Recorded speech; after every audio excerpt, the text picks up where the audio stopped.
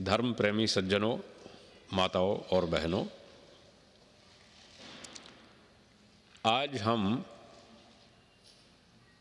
गायत्री मंत्र का पाठ करेंगे। गायत्री मंत्र के माध्यम से ईश्वर का ध्यान करेंगे और गायत्री मंत्र पर व्याख्यान करेंगे। तो पहले सब मिलकर गायत्री मंत्र का पाठ करते हैं। ओम भूर्भुवः स्वः तत्सवितुर्वरेण्यं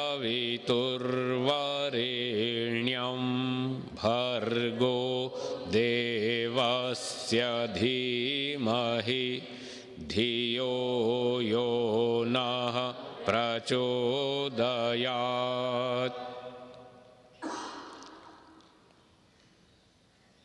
यह गायत्री मंत्र वेद का मंत्र है।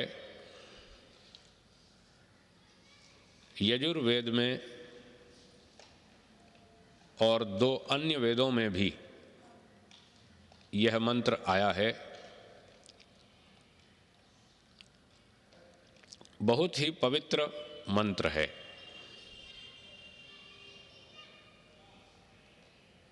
इस मंत्र में ईश्वर की स्तुति है, ईश्वर से प्रार्थना भी की गई है और ईश्वर की उपासना भी है। तीनों बातें इस मंत्र में हैं।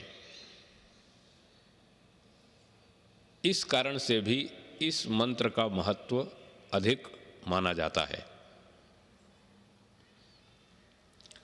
और इस मंत्र में जो प्रार्थना की गई है वह सबसे उत्तम प्रार्थना है। इस कारण से भी इस मंत्र का महत्व सबसे अधिक माना जाता है। संसार में सबसे उत्तम वस्तु है बुद्धि। जिस व्यक्ति की बुद्धि अच्छी है उसके सब कार्य अच्छी प्रकार से संपन्न हो जाते हैं। वह व्यक्ति शुभ कर्मों का आचरण करता है और सुख को प्राप्त करता है। जिस व्यक्ति की बुद्धि अच्छी नहीं है वह व्यक्ति अशुभ कर्म करता है और दुख को प्राप्त करता है। सुख सबको प्रिय है, दुख को कोई भी नहीं चाहता। सुख प्राप्त करने के लिए बुद्धि उत्तम होना आवश्यक है और इस मंत्र में हमारी बुद्धि उत्तम हो, हम बुद्धि से अच्छा चिंतन करें, अच्छा निर्णय करें और शुभ कर्मों का आचरण करें, ऐसी भगवान से प्रार्थना की गई है। इसलिए इस मंत्र का महत्व सबसे अधिक माना जाता है। तो हम पहले इस मंत्र के माध्यम से ईश्वर का ध्यान करेंगे। ईश्वर के ध्यान में मंत्र का पाठ और अर्थ का चिंतन और ईश्वर का ही विचार, ये 3 कार्य किए जाते हैं। फिर से सुनिए, 3 कार्य ध्यान में कौन कौन से किए जाते हैं। पहला, मंत्र का पाठ। दूसरा, अर्थ का चिंतन। और तीसरा, ईश्वर का विचार। हमारे मन में ईश्वर ही रहे, अन्य वस्तु का विचार न आए, ध्यान में यह एक कार्य हुआ। फिर ईश्वर का विचार मन में रखते हुए, ईश्वर का स्वरूप मन में रखते हुए हम मंत्र का पाठ करें, ये दूसरा कार्य हुआ। और मंत्र पाठ के बाद उसका अर्थ भी चिंतन करें, वैसी अपनी भावना भी बनाएं जैसा उस मंत्र का अर्थ है, तो ध्यान ठीक प्रकार से माना जाता है। अब हम ध्यान करेंगे। आप लोग कमर सीधी करके आसन लगाइए, कमर सीधी, गर्दन सीधी, आंखें बंद। अपने मन से सब विचारों को दूर कर दीजिए, सांसारिक विचारों को बंद कर दीजिए और मन में संकल्प कीजिए कि इस समय हम केवल ईश्वर का ही चिंतन करेंगे, ईश्वर का ही स्वरूप अपने मन में रखेंगे, अन्य सांसारिक वस्तुओं का विचार इस समय नहीं करेंगे, ऐसा मन में संकल्प करें। अन्य वस्तुओं के विचार हटाने के लिए, उनके चित्र भी हमारी स्मृति में न आए, ऐसा करने के लिए एक सरल उपाय है। वह इस प्रकार से है। आंखें बंद करने के बाद अपने मन में सोचिए, चारों तरफ खूब गहरा अंधेरा है, घोर अंधकार है। इस अंधकार में कुछ नहीं दिखाई देता, शून्य आकाश, केवल शून्य आकाश ही प्रतीत होता है।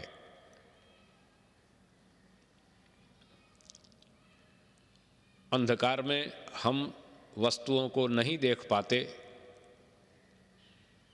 जब अपने मन में ऐसा विचार करेंगे कि चारों तरफ खूब गहरा अंधेरा है, तो मन में कोई वस्तु का स्मरण नहीं हो पाएगा, कोई चित्र भी नहीं दिखाई देगा, केवल शून्य आकाश ही प्रतीत होगा, खाली आकाश। ऐसी स्थिति बनाने का प्रयत्न करें। अब ऐसी स्थिति बनाकर अब ईश्वर का चिंतन करेंगे, ईश्वर का स्वरूप अपने मन में रखेंगे।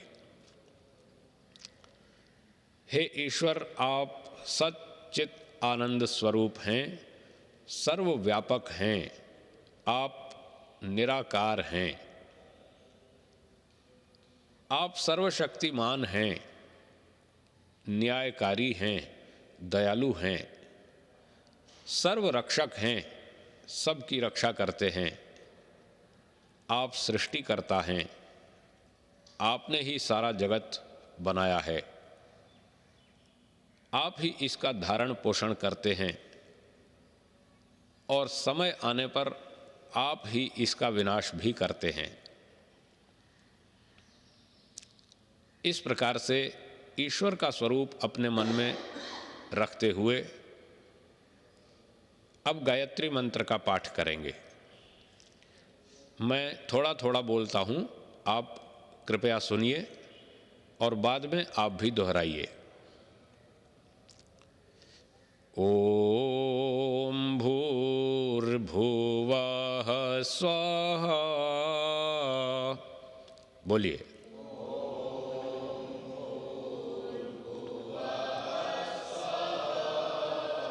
तत्सवितुर्वरेण्यम्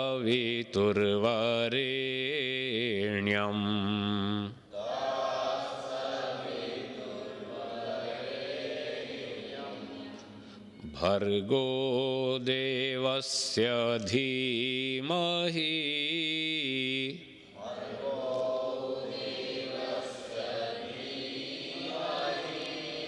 धियो यो न प्रचोदयात्।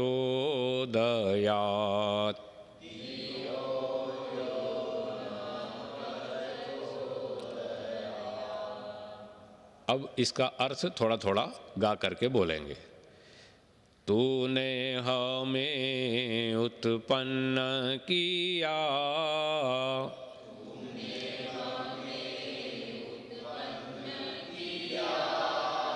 पालन कर रहा है तू,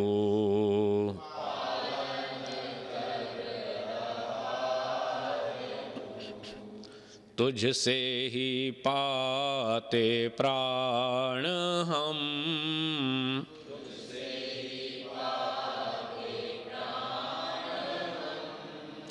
दुखियों के कष्ट हरता तू।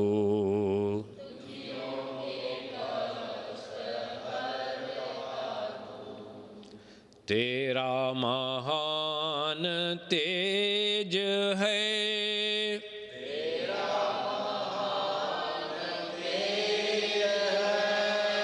छाया हुआ सभी स्थान,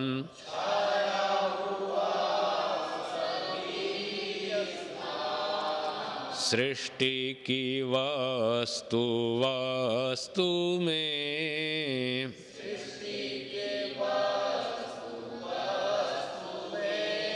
तू हो रहा है विद्यमान।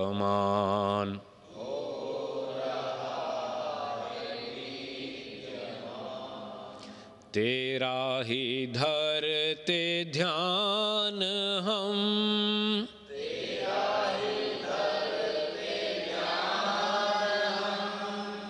मांगते तेरी दया,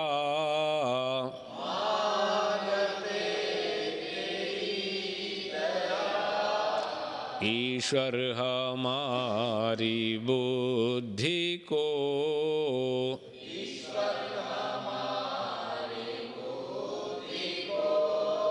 श्रेष्ठ मार्ग पर चला।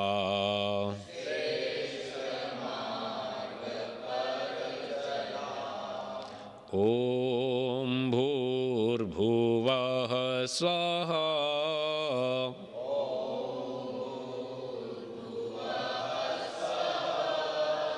तत्सवितुर्वरेण्यम्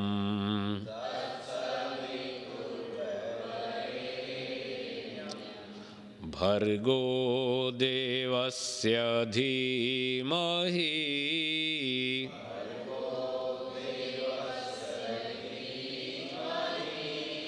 धियो यो नः प्रचोदयात्।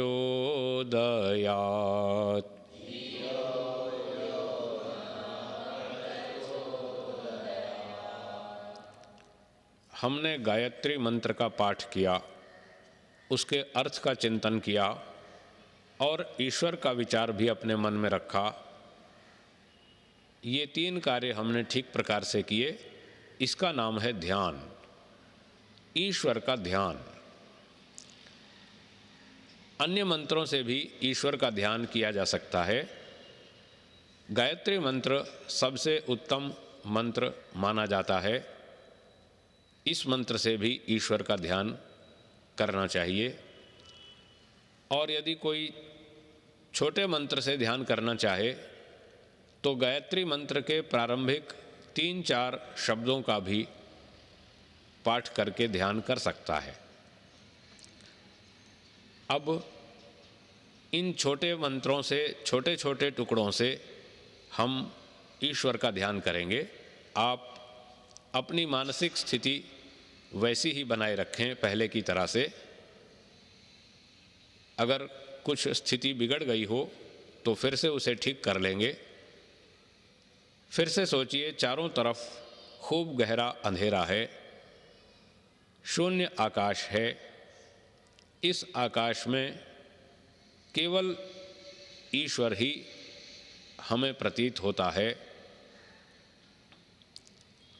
अन्य किसी वस्तु का चित्र भी नहीं दिखता, कोई स्मृति नहीं है। यदि हम अंधेरे की स्थिति ठीक प्रकार से बनाएंगे तो हमें ईश्वर का ध्यान करने में सुविधा रहेगी। ईश्वर हमारे सब तरफ उपस्थित है, विद्यमान है। ईश्वर निराकार है, सच्चित आनंद स्वरूप है, सर्वशक्तिमान है। हम ईश्वर का ध्यान कर रहे हैं। हे ईश्वर, आप आनंद स्वरूप हैं, हमें भी आनंद दीजिए। अब हम छोटे मंत्रों से ईश्वर का ध्यान करेंगे, बारी बारी से हम बोलेंगे। ओम भू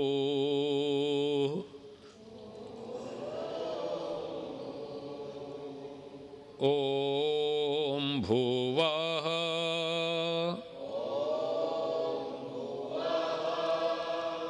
ओम स्वाहा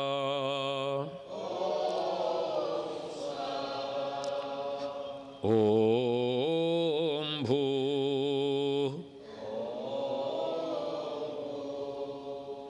ओम भुवः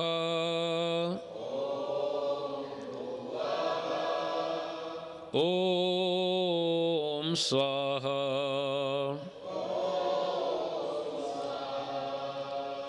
ओम भू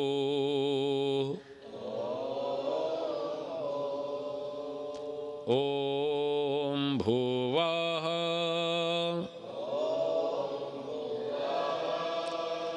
ओम स्वाहा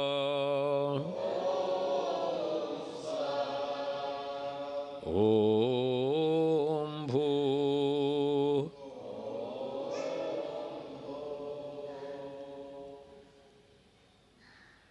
इस प्रकार से हम ईश्वर का ध्यान करते हैं। अब आंखें खोलने के लिए पहले दोनों हाथों को थोड़ा सा रगड़ेंगे आपस में। 4-5 बार हथेलियों को आंखों पर घुमाइए, आंखों को सहलाइए, हथेलियों से आंखों को ढक लीजिए और धीरे धीरे हथेलियों के अंदर ही आंखें खोलेंगे और धीरे धीरे पलकें झपकते हुए हथेलियां आंखों से हटाएंगे।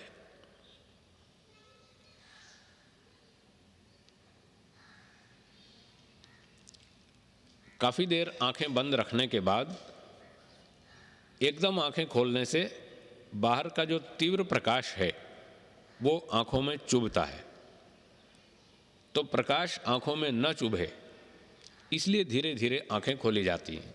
इसका इतना ही प्रयोजन है।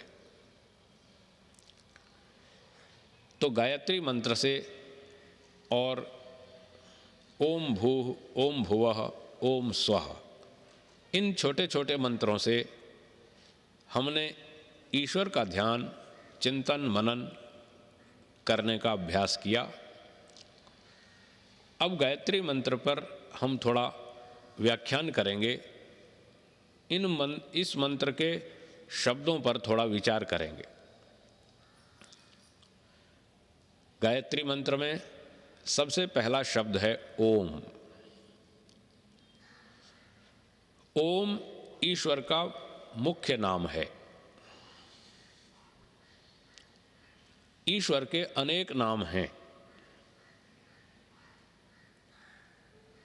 उन सब नामों में से सबसे मुख्य नाम ओम है। जैसे प्रत्येक व्यक्ति का कोई ना कोई अपना मुख्य नाम होता है। किसी का नाम है रमेश चंद्र, किसी का नाम है सुरेश चंद्र, किसी का नाम है दिनेश कुमार। ऐसे ही ईश्वर का भी अपना एक मुख्य नाम है और वह नाम है ओम। इस नाम का अर्थ क्या है? ओम नाम के बहुत से अर्थ हैं। उनमें से एक प्रमुख अर्थ है सर्व रक्षक, अर्थात सबकी रक्षा करने वाला। ईश्वर सर्व रक्षक है, सबकी रक्षा करता है।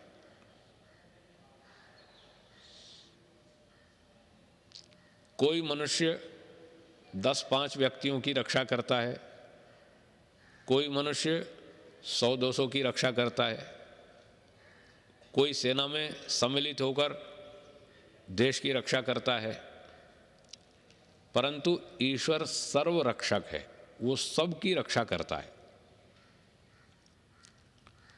कैसे रक्षा करता है? इस संसार में ईश्वर ने अनेक पदार्थ बनाए हैं, जिन पदार्थों के माध्यम से ईश्वर सबकी रक्षा करता है। हमारे रहने के लिए ईश्वर ने ये भूमि बनाकर दी, पृथ्वी, जिस पर हम रहते हैं।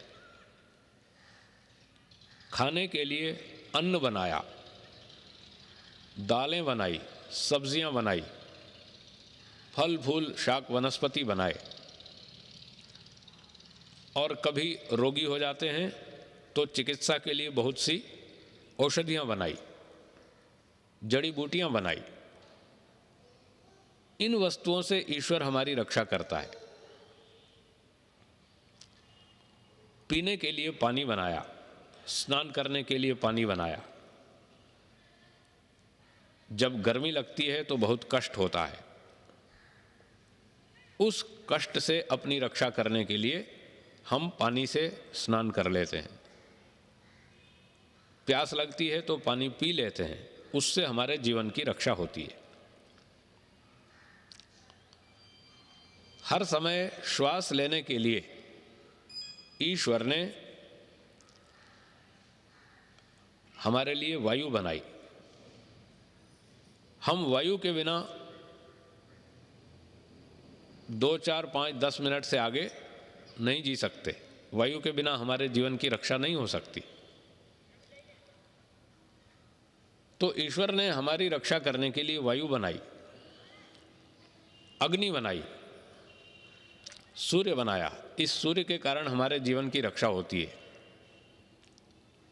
आप जानते हैं उत्तरी ध्रुव और दक्षिणी ध्रुव पर साल भर बर्फ जमी रहती है।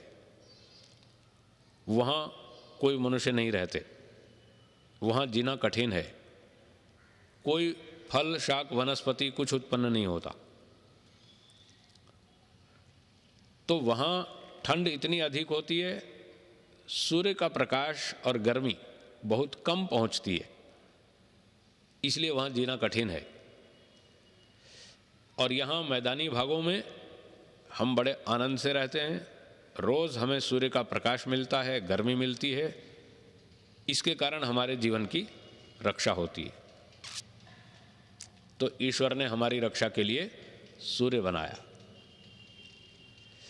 और हमारी रक्षा के लिए ईश्वर ने संसार में बड़े बड़े विद्वान उत्पन्न किए। जिन विद्वानों से हम विद्या प्राप्त करते हैं, हमारे गुरु, आचार्य, सन्यासी, उपदेशक, विद्वान, माता, पिता और बड़े बुजुर्ग लोग, इन लोगों से हम विद्या प्राप्त करते हैं और उनके कारण हमारे जीवन की रक्षा होती है। इन विद्वानों के पास विद्या कहाँ से आई? सृष्टि के आरंभ में ईश्वर ने 4 वेदों का उपदेश दिया, जिनका नाम है ऋग्वेद, यजुर्वेद, सामवेद और अथर्ववेद। इन 4 वेदों का उपदेश देकर उसमें ईश्वर ने सब प्रकार की विद्याएं दी। उन विद्याओं से हमारे जीवन की रक्षा हो रही है। आज जो हम अनेक विद्याओं से लाभ उठा रहे हैं, गणित विद्या, भूगोल विद्या, खगोल विद्या, चिकित्सा विद्या, पाक विद्या, विमान विद्या, नौका विद्या, जितनी भी विद्याओं से हम लाभ उठा रहे हैं, इन विद्याओं से हमारे जीवन की रक्षा हो रही है। और ये सारी विद्याएं 4 वेदों में ईश्वर ने बतलाई हैं। वेद ईश्वर की ओर से मनुष्यों को दिया गया संदेश है। तो ईश्वर ने विद्या देकर हमारी रक्षा की। फिर जो व्यक्ति जैसे कर्म करता है, ईश्वर उसको ठीक ठीक न्याय के अनुसार वैसा ही फल देता है। कर्मों का फल देकर के ईश्वर ने हमारी रक्षा की। अच्छे कर्म का अच्छा फल और बुरे कर्म का बुरा फल।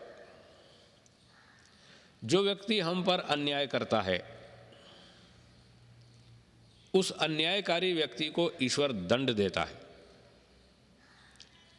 और जिस पर अन्याय हुआ है, जिसकी हानि हुई है, उसकी हानि की पूर्ति करके, क्षति पूर्ति करके ईश्वर उसकी रक्षा करता है। इस प्रकार से ईश्वर सबके साथ न्याय करता है, सबकी क्षति पूर्ति करता है। इस प्रकार से ईश्वर सर्वरक्षक है। यह है ईश्वर का सर्वरक्षक स्वरूप। तो ओम ईश्वर का सबसे मुख्य नाम है। ओम का अर्थ है सर्वरक्षक।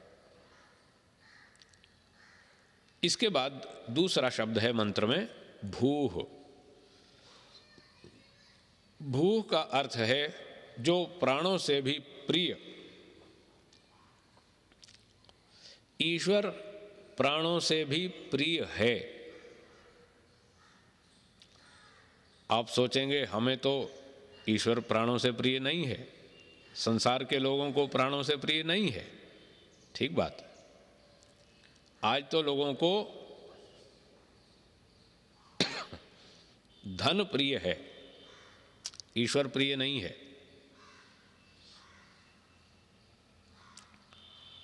आज लोगों को पुत्र प्रिय है, ईश्वर प्रिय नहीं है। आज लोगों को सोना चांदी प्रिय है, ईश्वर प्रिय नहीं है। आज लोगों को मकान, जमीन, मोटर गाड़ी प्रिय है, कपड़े प्रिय हैं, ईश्वर प्रिय नहीं है। ठीक बात। अगर संसार के लोगों को पुत्र प्रिय है, धन प्रिय है, मकान प्रिय है, सोना चांदी प्रिय है और ईश्वर प्रिय नहीं है, तो ये गलत स्थिति है, ये अच्छी स्थिति नहीं है। भूः शब्द ये कहता है कि हमें यदि ईश्वर प्रिय नहीं है तो ईश्वर प्रिय होना चाहिए। अगर नहीं है तो ईश्वर को प्रिय बनाओ, ईश्वर से प्रेम करो। धन को छोटा मानो, ईश्वर को बड़ा मानो। पुत्र को छोटा मानो, ईश्वर को बड़ा मानो। संपत्ति को छोटा मानो, ईश्वर को बड़ा मानो। ये भूः शब्द का अर्थ है। अगर किसी व्यक्ति का स्तर इतना ऊंचा है, उसको धन से ईश्वर अधिक प्रिय है, तो बहुत अच्छी बात है, ऐसा होना चाहिए। और अगर इतना स्तर नहीं है तो इतना स्तर बनाया जाए, ऐसा स्तर बनाने का प्रयत्न किया जाए कि हम धन के लिए ईश्वर को न छोड़ दें, ईश्वर के लिए धन छोड़ दें, कोई बात नहीं। धन की कीमत कम है, ईश्वर की कीमत अधिक है। संपत्ति का मूल्य कम है, ईश्वर का मूल्य अधिक है। इस तरह से हम अपना चिंतन बनाएं, हम ऐसा अपना स्तर बनाएं। ये भूः शब्द का अर्थ है। अगला शब्द है भुवः। ओम भूः भुवः। ये भुवः का अर्थ है सब दुखों का नाशक, सब दुखों को दूर करने वाला। जब हमें भूख लगती है तो कष्ट होता है, भूख लगती है। इस भूख रूपी कष्ट के निवारण के लिए, इस दुख के नाश के लिए ईश्वर ने हमारे लिए अन्न बनाया, तरह तरह के अन्न बनाए। गेहूं, चना, ज्वार, बाजरा, और भी अनेक प्रकार के अन्न बनाए, अनेक प्रकार के शाक सब्जियां बनाई, दालें बनाई। जब हमें भूख से कष्ट होता है तो अन्न को, भोजन को खा करके हमारा कष्ट दूर हो जाता है, हमारा दुख दूर हो जाता है। ईश्वर ने हमारा दुख दूर कर दिया। अगर हमारे खाने के लिए अन्न, औषधियाँ, वनस्पतियाँ, फल फूल, शाक सब्जी ईश्वर न बनाता तो हम भूख के कष्ट से छूट नहीं पाते और वो दुख हमारा दूर ही नहीं हो पाता। कभी कभी रोगी हो जाते हैं, मान लीजिए ज्वर आ गया, बुखार आ गया, अब शरीर तप रहा है, बहुत कष्ट हो रहा है। उस कष्ट से छुड़ाने के लिए, उस दुख को दूर करने के लिए ईश्वर ने ऐसी जड़ी बूटियां संसार में पैदा की, उत्पन्न की, ऐसी औषधियां, वनस्पतियां बनाई, जिन वनस्पतियों, औषधियों का सेवन करके हम उस बुखार के दुख से दूर हो जाते हैं, बुखार का दुख हमसे छूट जाता है। इस प्रकार से ईश्वर हमारे कष्टों का निवारण करता है, सब दुखों को दूर करता है। ये तो हुए बाह्य कष्ट, बाहर के दुख। कुछ हमारे मन में भी दुख होते हैं, मानसिक दुख बोलते हैं उनको। उदाहरण के लिए किसी व्यक्ति ने दूसरे व्यक्ति का अपमान कर दिया, कुछ उस पर एक दो झूठे आरोप लगा दिए। अब उसको मन में बड़ा दुख होता है कि अमुक व्यक्ति ने मुझे बदनाम किया है, मुझ पर झूठा आरोप लगाया है, उसको मन में बड़ा कष्ट होता है। इस कष्ट को दूर करने के लिए बाजार में कोई औषधि नहीं है, कोई गोली नहीं मिलती है जो इस कष्ट को दूर कर दे। हाँ, नशे की गोलियां मिलती हैं,